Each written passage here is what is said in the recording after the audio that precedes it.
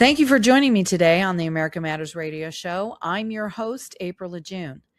There is a moment in this country that should sober everyone. Forget the slogans and hashtags. Forget the partisan talking points.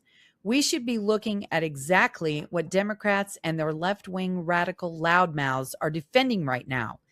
In this video, I'm about to show you protesters, along with Don Lemon, storm a church, terrifying the children in the sanctuary, and verbally confronting someone they believe is an ICE officer. The man who is the lead pastor of the church is conducting the church services, and City's Church in Minneapolis lists multiple pastors on their website. Hey, excuse me.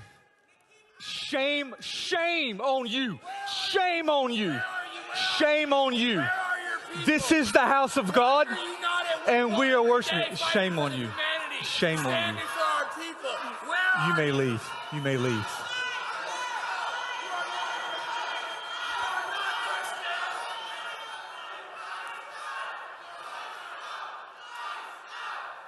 Indoctrinate these children so you can rape them. Isn't that what it is, you ball? Is that what it is, man? You think you're going to bring your kids here and we're going to spare you while you support the bombing of children in Gaza? You get these rods. Goddamn, be smarter than your parents. Your parents are Nazis. This isn't a peaceful disagreement.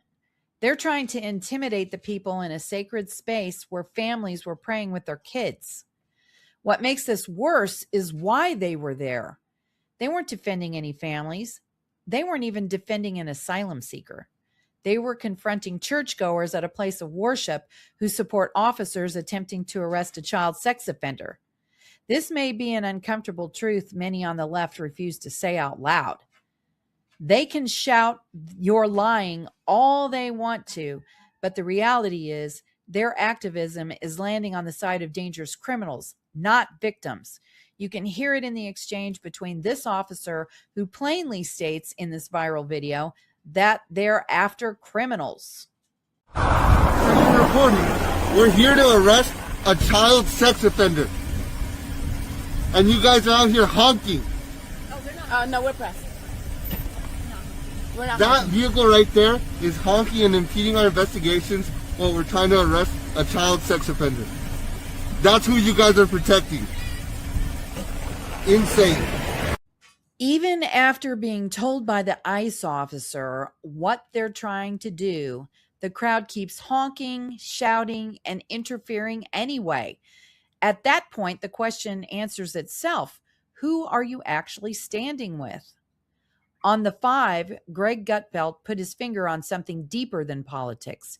He wasn't just criticizing protesters. He was describing a culture that has replaced common sense with what he calls a rescue fantasy, where people feel morally virtuous for protecting strangers, even when those strangers are violent offenders. Meanwhile, we're seeing prosecutors and judges repeatedly releasing people with serious criminal histories, often no bail, no bond, and no meaningful accountability, only for some of them to offend again. That isn't compassion, it's negligence towards victims and communities. In the clip, Gutfeld is throwing fact after fact at Jessica Tarlov, and frankly, her tiny mind just can't keep up.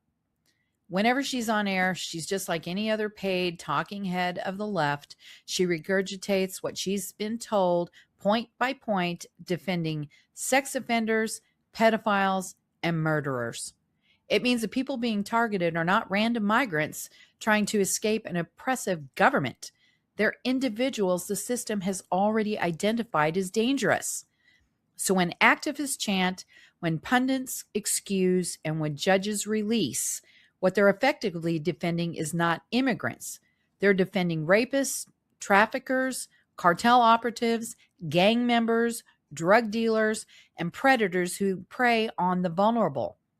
That reality is what Jessica Tarlov totally ignores and tries to spin until Greg Gutfeld pulls the conversation back to reality and what was actually happening on the ground.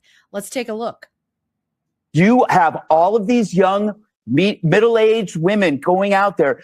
because they have some kind of emptiness in their lives that are going out there in this kind of rescue delusion, helping people they don't know, strangers who are guilty of crimes. How can you defend that? This is not protesters going to a church. That is a mob. The people that invented the phrase safe spaces are breaking it up, frightening kids, right? These are the people that call us fascists and they're hunting people. These are the people that claim to defend women and yet are defending men who abuse women.